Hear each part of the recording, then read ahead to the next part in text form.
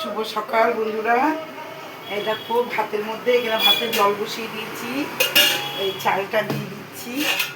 এই জগন্নাথ বলে, জয় জগন্নাথ বলে তো আমি ভাতের চাল দিই, তোমরা তো জানো। এই যে জয় জগন্নাথ বলে ভাতের চাল দিলাম। আর এখন এই ভাতের মধ্যে এই ডাল সিদ্ধ দিব, মুগ ডাল, যেহেতু আজকে মঙ্গলবার, মঙ্গলবারে তো নিরামিষ খাওয়া দাওয়া।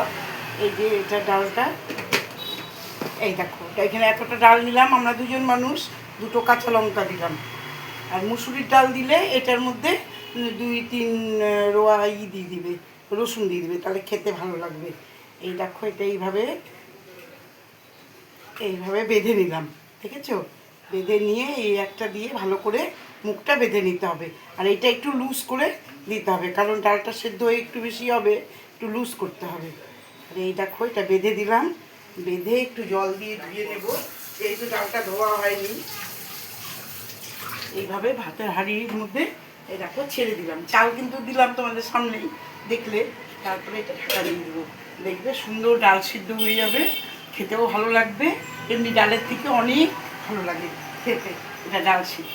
ঠিক আছে বন্ধুরা, এটা বাড়িতে করে দেখবে, দেখবে খুব ভালো লাগবে।